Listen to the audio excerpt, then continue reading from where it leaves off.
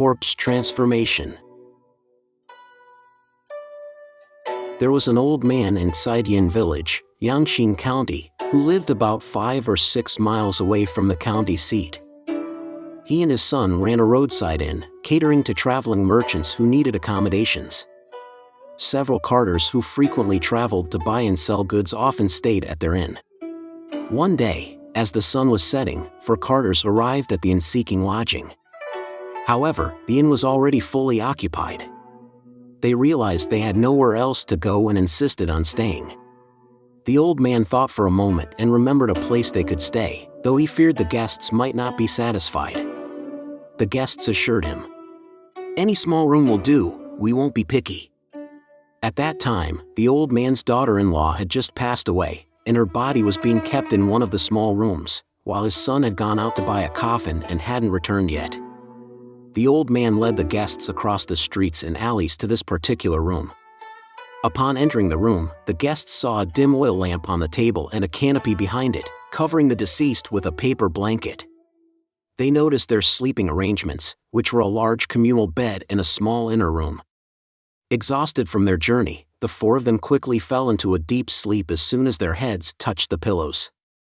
Only one of them remained slightly awake, and he heard a faint sound coming from the funeral bed. He opened his eyes and saw that the lights in front of the altar were bright, allowing him to see clearly. He witnessed the female corpse uncovering the blanket and getting up from the bed, then slowly entering their living quarters.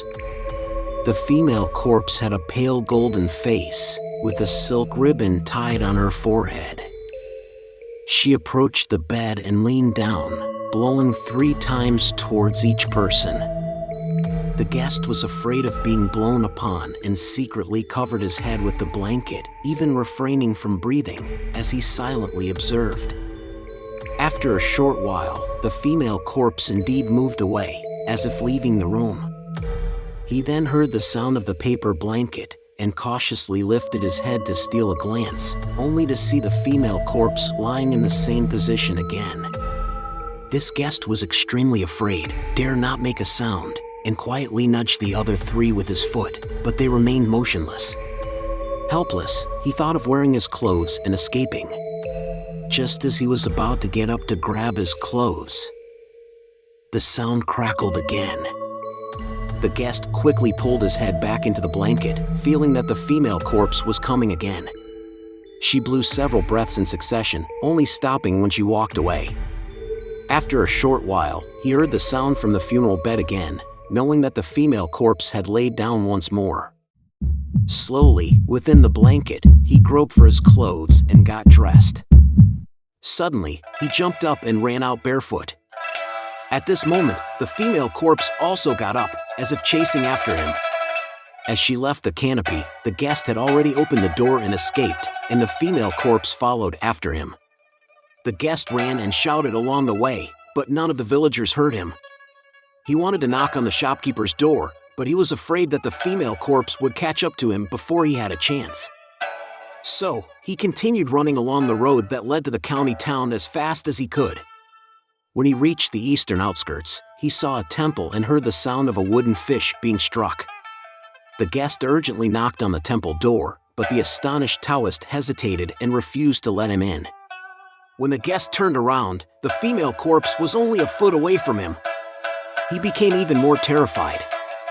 Outside the temple gate, there was a large poplar tree with a circumference of 4 to 5 feet. He used the tree to shield himself. Whenever the female corpse approached from the right, he dodged to the left, and vice versa. This made the female corpse increasingly angrier. Both parties were sweating profusely and extremely exhausted. Suddenly, the female corpse made a fierce move, extending her arms across the tree to catch the merchant. The guest was immediately frightened.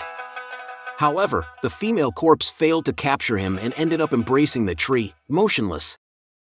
The Taoist listened for a long time and, hearing no more commotion outside the temple, slowly walked out of the gate.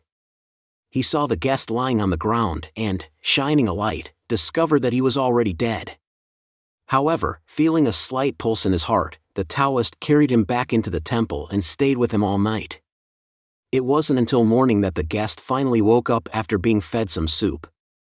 The guest proceeded to recount the events exactly as they had happened.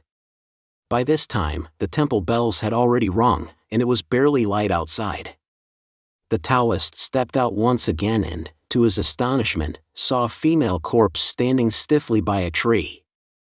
He immediately panicked and reported the situation to the county magistrate.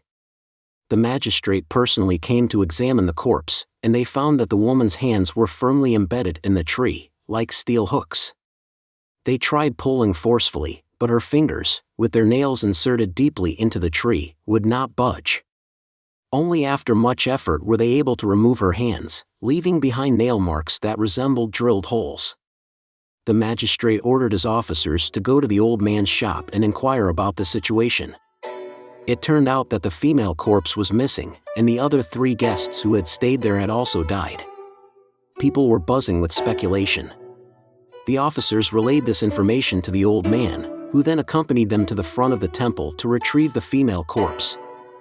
The guest cried and said to the county magistrate, "We 4 came here together, but now I am the only one going back. How can I make the villagers believe me?" The magistrate then wrote a letter of testimony for him and gave him some silver coins before sending him off.